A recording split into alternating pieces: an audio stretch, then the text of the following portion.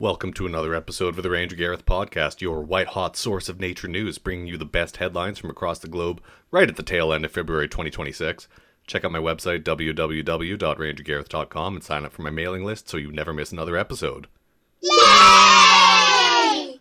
We'll start up with some fun international news before making our way back home. Amateurs face an Everest ban in the end of the Influencer Mountaineer. Amateur climbers are set to be banned from scaling Mount Everest under a new law to deter influencers and overcrowding. Mountaineers will be required to have conquered a 7,000-meter peak before attempting the world's tallest mountain. Overcrowding on the mountain has led to bottlenecks and fueled concerns over safety, waste, and the environment, as the, I believe, 200 remaining dead bodies in the death zone will attest to. This has been exacerbated by so-called extreme tourism influencers and underprepared travelers who attempt feats of physical endurance without appropriate training. There have been several high-profile deaths on Mount Everest in recent years, often as a result of underprepared but over-ambitious hikers. And under new laws, any mountaineer who attempts to climb the 8,849-meter-high Mount Everest shall be issued a permit only after an applicant provides proof of having previously summited at least one mountain higher than 7,000 meters in Nepal. By decongesting Everest, the government aimed to promote its 462 other mountains for commercial climbing.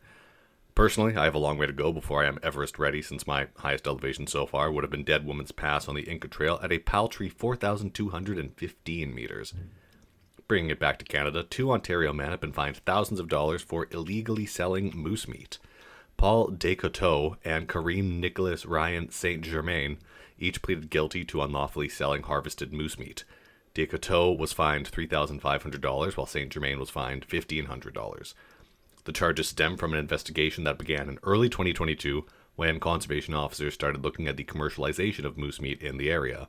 Undercover officers met with Descoteaux and St. Germain, I'm probably pronouncing the names horribly wrong, and St. Germain, where they purchased 32 packages of various cuts of moose meat.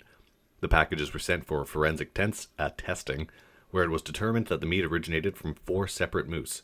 This wasn't the only run-in these 2 men have had with conservation officers. In July 2025, both men were convicted of moose hunting violations.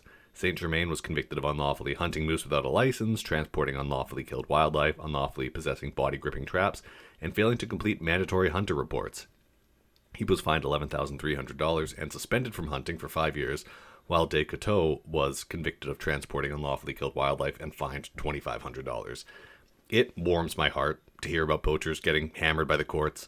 This clearly wasn't a minor mistake, but rather a pattern of criminal actions. And you hear so often about poachers who give their sob story and say, "Oh, I'm sorry, I didn't know," and they get let go with a slap on the wrist. So at least we're seeing some serious fines being levied now. This next story is a sad one, so pet lovers should skip ahead a few minutes. Go ahead and do that right about now. And for anyone who is still here, a hunter was fined after pet dogs were shot during an Ontario coyote hunt. This is so stupid. 2 German Shepherds were killed by a hunter in a family's backyard over a year ago in the area of Belmont, Ontario. Last year, the dogs were playing in a wooded area behind the couple's house, which is part of their property, when the homeowner heard a gunshot. While outside an hour later, she discovered wet blood and drag marks on the snow in her neighbor's open field. Days later, provincial officials recovered the bodies of both dogs and returned them to the family. A 27-year-old man from Aylmer pleaded guilty to 2 offenses, including discharging a firearm without due care and attention. He's required to pay a $3,000 fine, and his hunting license will be suspended for 1 year. The Ontario Ministry of Natural Resources wants to remind hunters it is your responsibility to find out who owns the land you wish to hunt on, and to determine if entry is prohibited. If unsure, stay out. Always check which land you are on.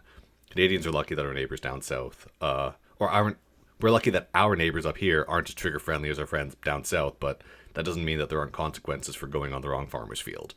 Use something like iHunter or other hunting apps that allow you to purchase map packs and see which parcels of land are privately held.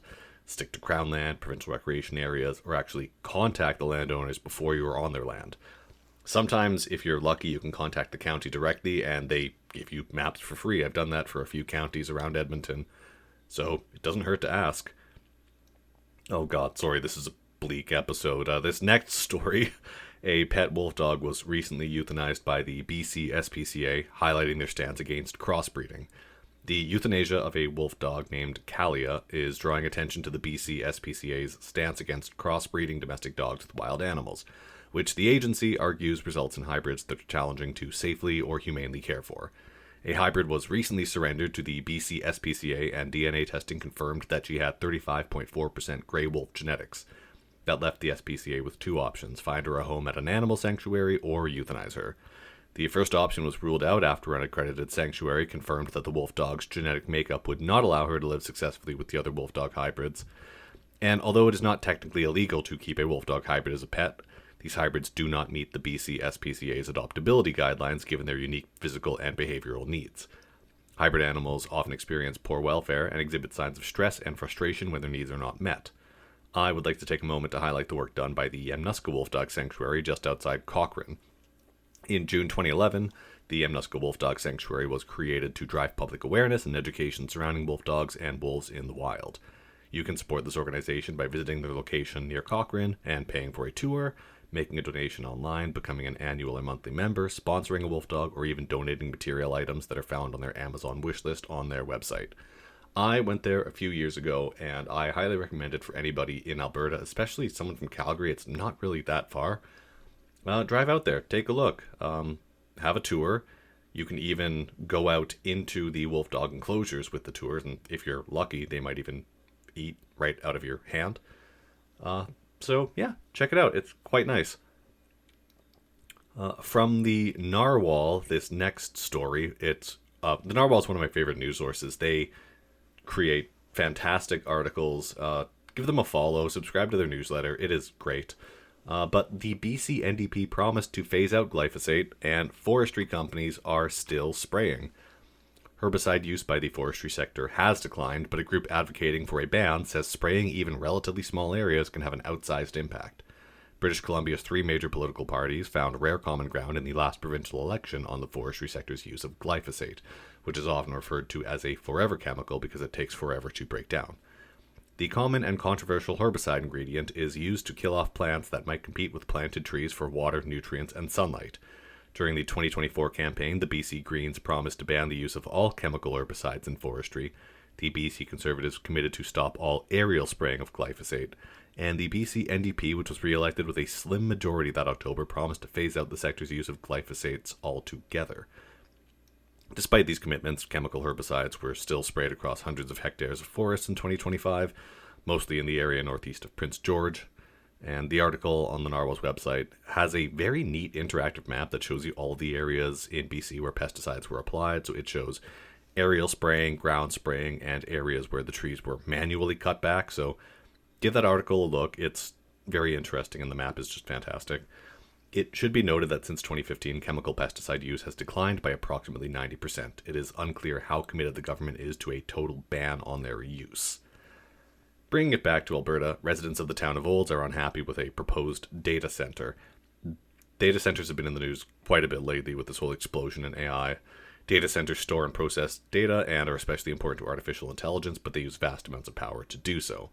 Synapse Data Center Incorporated is proposing to construct a $10 billion data center complex on more than 300 acres of land that the company owns, powered by its own natural gas facilities. The company says it would create roughly 2,000 construction jobs, plus more than 1,000 permanent jobs, and would take 18 months to 2 years to construct. A couple who lives right across the street from the proposed data center said they're considering moving if the project goes ahead, citing concerns about noise from increased traffic, as well as the power generating stations on site. The company states that it will be building berms and planting trees to mitigate the noise, but homeowner Peter Grenier says it won't be enough. From what I remember in the article, I believe 25 different people showed up to express their concerns for this new data center, but it seems like Olds is very committed to attracting more industry to the area, because they're also working with a second data center company, Data District Incorporated, which has expressed interest in relocating to Olds. Grenier says he understands municipalities' desire to attract industry and spread the tax load, but said this is the wrong way to go about it. I am a little torn about this. I know I say that in every episode, but I do think it's good for Alberta to diversify its economy. There have been a lot of concerns about water usage for data centers, so I guess we need to still see what the environmental impact will be for this site. But again, we don't want all the small towns in Alberta to die. I think it's good to have the industry spread out a little bit. Just my personal opinion. Man, this episode's been a bummer so far, so we're going to get some happier news into the episode. An Alberta ski resort was named the best for spring skiing in North America. One of the best for spring skiing in North America. Travel and Leisure magazine recently released a list of the 10 best places for spring skiing in North America, and Sunshine Village found itself on the list. Sunshine Village Resort in Banff is known for its long season, typically staying open until May, and its reliable late season snow conditions. This year, the resort plans to close on May 18th, giving skiers a few extra weeks on the slopes compared to nearby resorts. Lake Louise is closing on May 3rd, and Mount Norquay is closing on May 1st. We're going to throw in another good news story. Canada's plan to more than double nature protection is creating thousands of jobs, a new report says, with the potential of billions of dollars more in tourism and hospitality revenues if the government continues funding conservation. The report from the Canadian Parks and Wilderness Society says that conserved and protected areas, which are provincial and national parks and local conservation areas, were responsible for 150,000 jobs in the 2023-2024 fiscal year. Two-thirds of those jobs were directly related to conservation works and running those parks, while one-third were in related fields that supported those areas, such as wilderness outfitters and tourism. The new look at Canada's conservation economy comes amid federal cuts to departments like Environment and Climate Change Canada and the Parks Canada Agency, while other important conservation programs face funding uncertainty. The CPAWS report, CPAWS is short for Canadian Parks Wilderness Society, report said that in 2023-2024, conserved and protected areas contributed $10.9 billion to Canada's GDP, as opposed to the $1.8 billion the federal government spent on those areas. They also generated $6.6 billion in wages and $1.4 billion in taxes from visitors. Compared to numbers from a similar report in 2008, the contribution to GDP has increased by 50% in the last, 18 years. And something else I wanted to touch on, and I just lost the article. The Nordegg Rocky Mountain House Rail Trail is one of the most anticipated, and multitasking, Nordegg Rocky Mountain House Rail Trail. And I found the article. Okay, we're good, gang.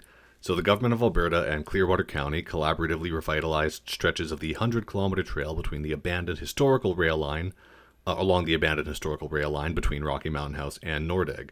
The trail commemorates the historical significance of the rail line used in the early 1900s by the coal mining industry. It says here the rail trail is being developed segment by segment, but I believe this is the year that it will officially be fully completed and open to the public. I've seen a lot of photos of it. It looks amazing. I know that segments are used by off-highway vehicles like ATVs, snowmobiles. People are taking their e-bikes out, biking it, walking it. Anyone in the area, especially anyone that's gone through sections of the trail, please reach out to me because I would love to do that trail myself.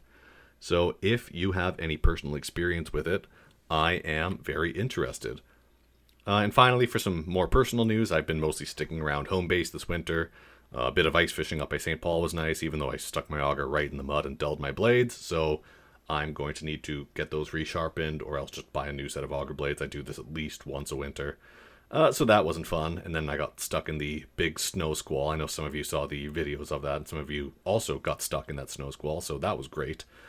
And on the way home, I stopped by the world's largest mushrooms in Vilna and the world's largest pumpkins in Smoky Lake. Alberta loves having the world's largest everything, and I've visited quite a few of these sites. So one day I plan on doing a road trip where I stop at all of these world's largest sites. I even have a book which maps them all out. So I don't know what year I'm going to do that one, but it's going to be a fun year. Well, thanks for listening and making it to the end.